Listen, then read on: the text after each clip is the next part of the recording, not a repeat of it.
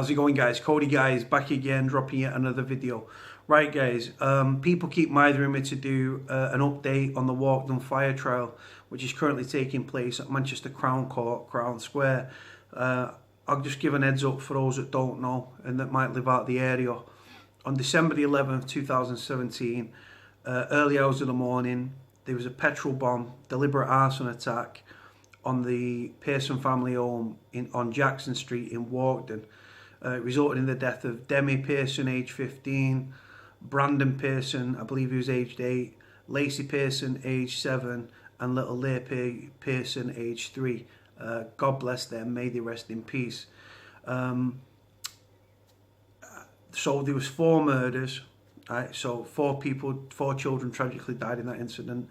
Mother Michelle was left fighting for her life and stuff, sustained massive burns to her body and stuff. One of her other sons and his friend were in the house. They managed to get out of the building. I've not done a video and I've not done a vlog and stuff like that for many different reasons, because obviously the trial's ongoing. I've looked at certain days on the trial and stuff like that. My heart goes out to the Pearson family, guys, right? For those that don't know, I know the father of some of the children. I was in prison with him in Strange Ways, and I was also in Forest Bank with him when he landed. I'm not going to go into his charges or his name or anything, because he's a friend of mine. I've wrote to him. He's currently in Strange Ways and stuff. I've wrote to him. I was involved in the fundraising for the family, and I still speak to certain members of the family. And obviously my heart and my prayers go out to them and stuff. We raise money for the family. I've always been told I've had the gift of the gab. So when it was coming up to the family day and they needed items for the for the raffle and stuff like that, and for the auction, obviously I do a lot of talking with my mouth and stuff. And of the 40 odd prizes that we got, which was some fantastic prizes, I probably got 15 to 20 of them prizes just by contacting people and stuff like that. And I got signed shirts and football tickets from various football clubs, family passes for family day at Salford Red Devils, got a signed shirt, got Coronation Street goodies and stuff like that, meals and stuff like that, like 3-course meals at Old Worsley Hall and stuff, which is a 17th century pub down in Worsley, and many other things. There's a lot of great people doing a lot of great things and stuff, and we raised a great amount of money. Ryan Giggs, the former Manchester United and Welsh footballer, he donated £5,000 in like signed DVDs, signed books, and also give 2 tickets to a Manchester United game up at Old Trafford. And like I said, it shocked the community. It sent shockwaves through the community and stuff. The Pearson family have acted impeccably throughout this whole nightmare and stuff, and my heart goes out to them, because they've got to relive this every single day. For those family members that are going to trial and stuff, and that are sat there in the public gallery at Crown Square, they've had to relive it and stuff, with the build-up and stuff. Now, there's a long paper trail and stuff like that, and in my opinion, the police absolutely failed Michelle Pearson and her family and stuff like that. Like I say, there's 3 people charged with 4 counts of murder, 3 counts of attempted murder, and arson with intent to endanger life. Those 3 people are Zak Bolland, David Worrall, Courtney Brierley. Right? There's another girl that was involved on that fateful night, who was driving the car, drove them to the petrol station, got the petrol and stuff like that. Right? And like I say, there was a long paper trail. The CCTV on the petrol forecourt, and exactly what I said in my previous videos is exactly what's happened. Right? They're all pointing the finger at each other. Courtney Brierley and David Worrall are pointing the finger at Zak Bolland as the ringleader. It was his idea. It was his intentions. They'd all been drinking and taking cocaine on that fateful night, which led up to the going to get petrol to purposely set the house on fire, right? And like I say, apparently the letterbox had been glued or something like that, as like the fire service had glued the letterbox previously, or the police, because they was aware of this threat from Zak Bolland and his cronies and the Pearson family and stuff. And like I say, the fact that they didn't rehouse Michelle, the fact that the police didn't have surveillance on the house and stuff, the Greater Manchester Police have got a lot to answer for, in my opinion. Like I say, it resulted in the deaths of Demi, Lacie, Brandon and little Lia Pearson. Zak Bolland, David Worrall and Courtney Brierley was in the car with a fourth girl on the night in question, called Abigail Toon. Now, people are up in arms. Why is she not on charges? Now, I know the reason why, because I spoke to a journalist that was involved in the trial that's been there and covering the trial. Abigail Toon turned police informer to get out of it because she was an accessory to murder. And before the trial started, I stated that they would go. On the first day of the trial, Zak Bolland, the ringleader, an absolute child murdering scumbag, right, who's on protection in prison at Forest Bank Prison. Abigail Toon turned police informer, so she walked, right, which is fucking wrong. She was a part of it. She drove them to get the petrol and stuff like that. Like I say, Courtney Brierley, right, there was a tweet that I saw on Twitter about where she was broken in prison. A girl that had been in prison with her said, I've just got out. I didn't know what Courtney Brierley was in for. It's a good job I didn't, because obviously she would have attacked a child murderer. And like I say, it's broken her mentally and physically and stuff. Fucking good. Good. What do you think's happened to them children? You know what I'm saying? Right? It's absolutely vile, guys, right? Like I say, it was a cowardly act in the dead of the night, right? Where they've gone round, they lifted a fence panel. Courtney Brierley is fucking trying her best to claim like Zak Bolland was in. She didn't know. She was in the car when they went to get the petrol. She was in the house at Blackleach Drive where Zak Bolland lived, right? But yeah, she didn't know what was going to go on. Of course she fucking knew. David Worrall, of course he knew. But they're all playing, oh, stupid, oh, they're all pointing fingers and stuff.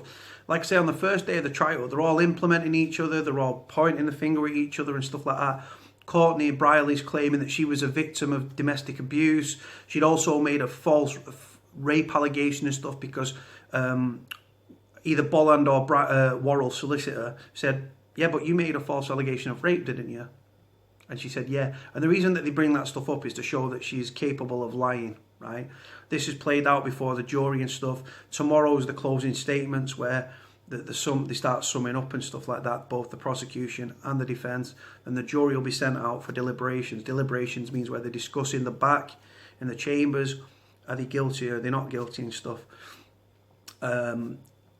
I know that, like I say, Courtney Brierley's like, oh, I didn't know. I didn't know what they was going to do. I thought they were setting the house on fire, right? They only using that scumbag Abigail Toon's not on the fucking her head's on the board is because she turned grass. She turned police informer. She became a prosecution witness, didn't she? Because she was scared of the ramifications and then she became a police informer. You was an accessory to murder, sweetheart. Don't try playing a victim. Courtney Brierley, she was in a relationship with Zak Bolland. Zak Bolland, apparently, she's saying he was controlling. She was kidnapped. She was locked in the house. She wasn't allowed to say or do anything. He controlled her life. He wouldn't let her leave him. She was scared of him scared of her talking to other people. She was in the car. She was in the house. They was all drinking. They was all coked up. But yet she didn't know what his intentions were. Why is she saying this? Because she's trying to get out. Because you're looking at 4 counts of murder, the running trial. On the first day of the trial, Zak Bolland pleaded guilty to arson, but they were all denying murder, attempted murder, because obviously the three people, Michelle, 2 other people who I won't name, the 2 lads managed to get out. Michelle tragically got caught up in the fire. She's on a long road to recovery and stuff, down at Withenshaw Hospital at the Burns unit. God bless her. We wish her a speedy recovery. And arson with intent. So 4 murders, 3 counts of attempted murder, and arson with intent to endanger life. Now, like I say, Courtney Brierley's trying to play it down. She didn't know what was said. She was in the car. She was going to stop him if she would or she could. This is a girl that on a previous occasion ran out into the street brandishing a hammer, right, with Zak Bolland and his dog and all this sort of stuff, right? But yeah, she's playing the little, well, I didn't know what he was doing. I didn't know what he was planning. He was in the car, he was in the house, you know exactly what his plans were. Same with David Worrall. This is the thing. When it comes to this sort of like life in prison sort of situation, right? People start to point the finger at each other. Right? Oh, it was him. It was her. I was under coercive control and stuff. Courtney Brierley's trying to say that Zak Bolland forced her. She didn't know what he was doing. She didn't have a clue. She'd never known nothing. She'd not seen anything. She'd not heard anything. She didn't know anything. But she was in the house and she was in the car. Then, from what I believe, David Worrall and Zak Bolland went into the house. They bought like a litre of petrol or something. They'd gone into the house. They'd stuffed, I believe, like toilet roll or toilet tissue into the neck of the bottle. And then they lifted up the fence panel at the rear of the property, smashed the window, and then thrown the petrol bombs in and stuff. And like I said, the house was ablaze. Now, Zak Bolland said, "Oh, I didn't know anyone was in the house." You know who lived at the house. You'd been in the house previous and stuff. You know exactly what was going down.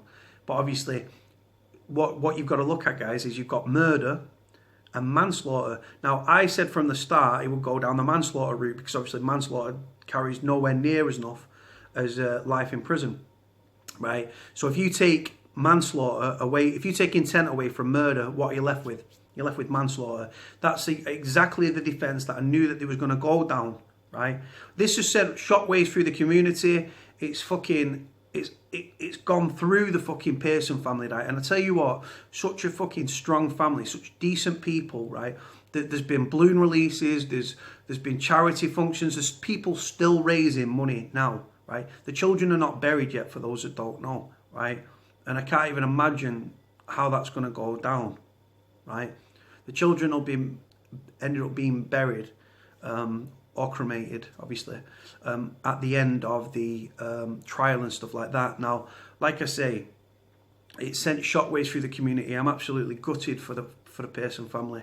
I still speak to them now and again over the phone, over text messages and stuff. I've spoken to him during the trial and everything. Not interested. I won't be doing any fucking interviews or anything. I'm not interested in none of that shit, right? The family's privacy should be respected. Now, at the balloon release last Friday, the media turned up and stuff, and they go straight for the family, and they start asking questions about Mother Michelle, right? And I think it's disgusting that the media try to exploit the circumstances to try and get the exclusive story. You know what I'm saying, right? It's wrong what's happened, right? And like I say, in my honest opinion, they're all part of it and stuff. What the jury have got to look at is, did Courtney Brierley, she's saying X, Y, and Z, she's saying all the right stuff. She was the victim. She was there. She didn't know. Of course she fucking knew. If you were an accessory to murder, you was there, sweetheart. You knew what the intentions were. You was part of it. David Worrall, the same. Zak Bolland, the same. And they're all trying to push each other under the water and stuff. And they're all like, oh, it was Zak. Zak was in charge. Zak had the intentions and stuff.